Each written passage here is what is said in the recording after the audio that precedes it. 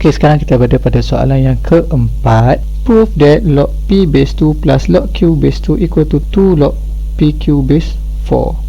Okey, dalam kes soalan ni, pelajar ada dua pilihan, sama ada nak tunjukkan left hand side equal to right hand side ataupun right hand side equal to left hand side. So, sekarang cikgu nak pilih untuk tunjukkan left hand side equal to right hand side. Okey, dalam tajuk log, perkara yang asas dalam log adalah kita kena tengok dia punya base. Okay, dalam kes soalan cikgu sekarang ni, kita nak daripada kanan, daripada left hand side nak dapat right hand side. Right hand side kita ada base 4, tapi left hand side kita ada base 2. Tak apa, kita buat satu persatu dulu. Okay, kita nak tunjukkan sekarang left hand side. So kita ada yang belah left hand side, log P base 2 plus log Q base 2. Okay, oleh kerana belah kiri base kita 2 dan kita tambah, so bermaksud hukum log dekat sini kita kena darab. So log PQ base 2. Okay, sekarang ni jawapan yang belah kanan kena base 4, so kita kena ubah kepada base 4. And now we got log PQ base 4 over log 2 base 4. So okay, kat sini macam mana nak buat? Cara dia adalah, okay, tengok, pelajar tengok yang bawah ni. Okay, ni adalah 1 over log 2 base 4. So sekarang kita boleh ubah dia menjadi log 4 base 2. Okay, ni salah satu hukum yang pelajar perlu tahu. So apa yang kita dapat sini, log PQ base 4 multiply by log 4 base 2. Okay, sekarang kita dah ada dah log PQ base 4 sama seperti soalan. Dia terus ni kita nak dapatkan 2. Simple saja. Okay, nak dapatkan 2 tu ada daripada belakang tu. Saya buat satu persatu. Log PQ base 4. Okay, log 4 base 2 tu akan kita tukarkan jadi macam ni, log 2 to the power of 2 base 2. Okay, lagi sekali ikut hukum log. Okay, 2 ni bawa ke depan, maka dapat 2. Log 2 base 2 potong, maka nilai kat sini akan jadi 2. So apa yang kita akan dapat sekarang? 2 log PQ base 4. Okay, proven. Okay, dapat 4 markah. So di mana markah tu? Okay, markah yang pertama. Okay, kita tukarkan log P base 2. Okay, dapat sini. This one markah yang pertama. Okay, 1. And then markah yang kedua kita ubahkan tadi, yang ni kita ubahkan kat sini, markah kedua. Markah yang ketiga tukarkan log 4 base 2 ni. Okay, markah yang ketiga, dan dapat proofkan dia yang terakhir. Okay, so 4 markah bagi soalan A. Now kita tengok pula pada soalan B. Okay, soalan B cikgu dah tulis soalan kat tepi ni. Okay, kalau tadi berkenaan dengan log, sekarang ni berkenaan dengan indeks pula. Okay, untuk indeks, pertama sekali kita ubah dulu. Okay, daripada bentuk ni kita pada bentuk darab. So maksud dekat sini 2 power of x multiply by 2 to the power of 1 multiply by 3 to the power of x multiply by 3 to the power of negative 2 equal to 8. Okay, and then seterusnya kita buat, kita susun 2 to the power of x multiply by 3 to the power of x, 2 to the power of 2, and then 3 kuasa negatif 2 adalah 1/9 sama dengan 8. So kita selesaikan 2 to the power of x multiply by 3 to the power of x, and then here 2 over 9 equal to 8, and then selesaikan 2 to the power of x multiply by 3 to the power of x equal to, okay, 2/9 pindah ke kanan, so akan dapat 72/2. So jadilah dia 36. Okay, next. Kat sini hukum dia kita boleh pakai adalah, okay, kalau dah kuasa dia x, so kita akan dapat 2 darab 3x sama dengan 36. So next, 6 to the power of x. Okay, ubah. Titik adalah 6 to the power of 2. Okay, base dah sama, potong, maka nilai X adalah sama dengan 2. ok, settle question B. ok, so pelajar ubah ni dapat 1 markah.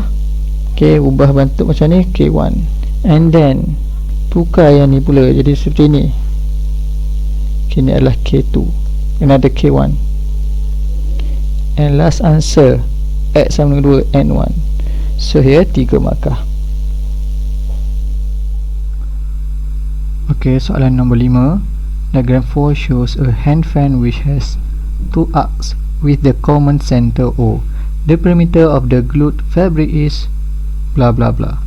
ok, sekarang dalam soalan ni dia kata terdapat sebuah kipas tangan yang terdiri daripada 2 lengkuk.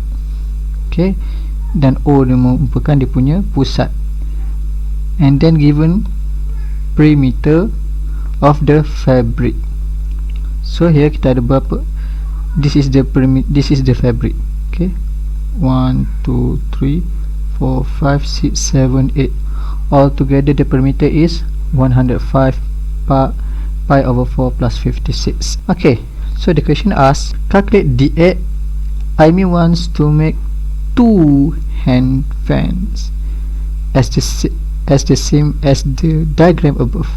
Calculate the area of the fabric that will be used by Aimee.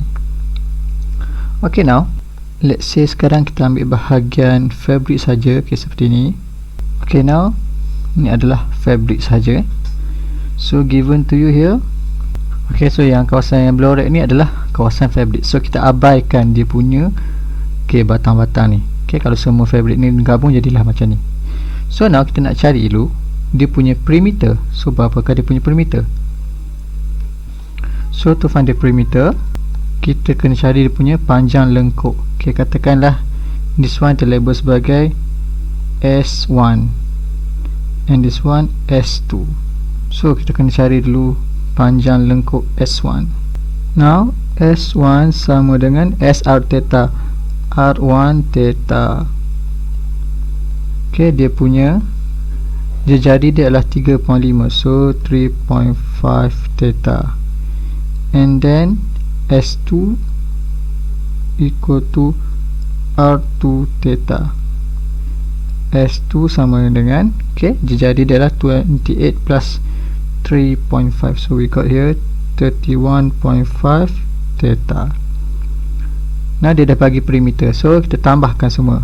Perimeter 28 multiply by 2 plus 3.5 theta plus 31.5 theta equal to 105 pi over 4 plus 56. ok, yang ni 28 dan 2 56. ok, sama, potong je. so now 31.5 plus 3.5, so we got here 35 theta equal to 105 pi over 4. so next theta equal to 3 over 4 pi, or we change into radian, 2.3565 radian. ok, so kita dah cari dia punya perimeter. Kita dah tahu dia punya sudut adalah 2.3565 radian. ok, ataupun 3/4 pi. ok, next kita nak cari dia punya area. so let's say right now kita nak cari luas kawasan below red. Area of whole diagram tolak dengan katakanlah kita buat luas kat bawah ni adalah sebagai A1 minus by A1. so area of whole diagram 1 over 2 radius 31.5 square theta 2.3565 minus 1 over 2 multiply by 3.5 square multiply by 2.3565, and then don't forget to multiply by 2. ok, sebab apa kita kena darab 2? sebab sekarang ni kita nak bina 2 hand fan. So kita kena darab dengan 2, maka kita akan dapat 2309.37 cm². ok, so ini adalah luas kar yang diperlukan untuk membina 2 hand fan. So settle. So maka kat sini,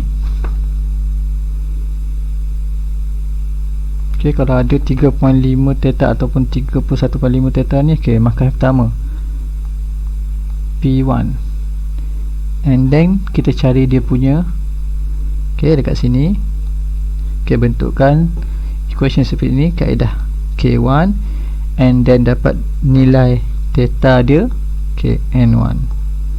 ok, then untuk cari luas untuk ataupun nak cari luas fabrik tu pula, ok, kita cari luas, ok, seperti ini, salah satu luas keseluruhan ataupun luas kawasan yang kita nak tolak tu, okay, ada ni, ada 2 ni,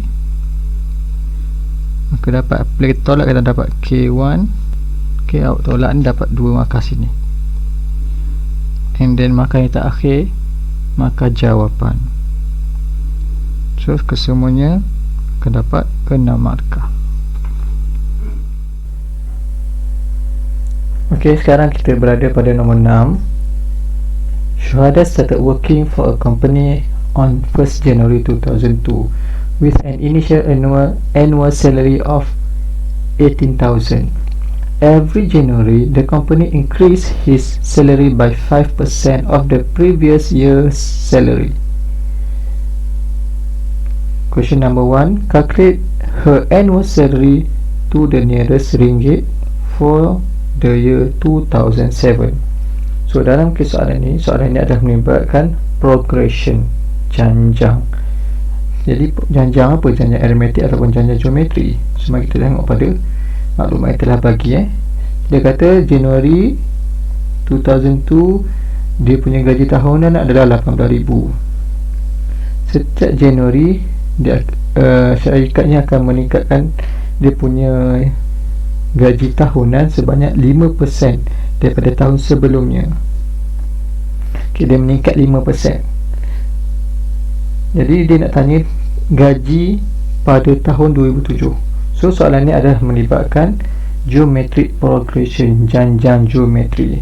So kita anggap tahun 2002 tu sebagai tahun permulaan, bermaksud A dia adalah 18,000, and then R, okay, dia kata gaji meningkat 5%. So R bukannya 5% ataupun 0.05. So sebab dia kata meningkat, kalau gaji sebelum tu 18,000, yang seterusnya akan jadi makin banyak kan. So 105% daripada tahun yang sebelumnya. So R akan jadi 1.05. So dia nak tahun 2007. So tahun 2007 tu merupakan N yang ke berapa? Okay, 2002 N yang pertama. So tahun 2007 merupakan N yang ke-6. Okay, so untuk tahun 2007 N dia adalah 6. So T6 equal to AR N minus 1. So 5 minus 1. So sorry, AR 6 minus 1. So AR 5. So kita kira 18,000 multiplied by 1.05 to the power of 5, and then we get the answer 22,973.07. So kalau melibatkan duit, kita ambil ringgit terdekat lah, so 2 titik perpuluhan, and then dia kata sini to the nearest ringgit. So the last answer RM 22,973 ringgit. Ok, so kat mana markah dekat sini untuk 3 markah?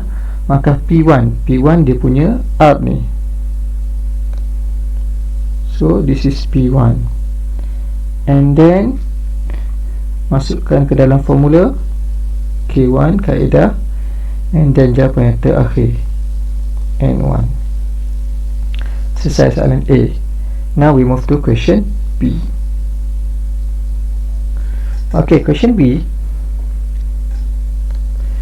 The minimum value of N such that his annual salary in the nth year will exceed 36,000. So dia nak tahu kat sini T tahun yang keberapa gaji dia melebihi 36,000. So just use A R N minus 1 exceed 36,000. So A 18,000, R 1.05, power of N minus 1 greater than 36,000. So 8,000 move to the right, 1.05 to the power of N minus 1 greater than 2.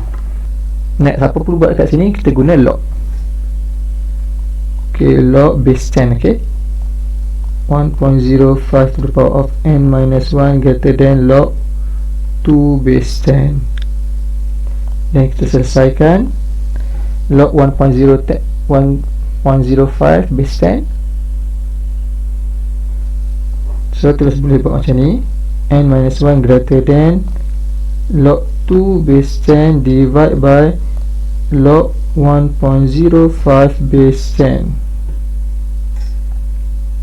So apa yang kita akan dapat kat sini? Kita selesaikan.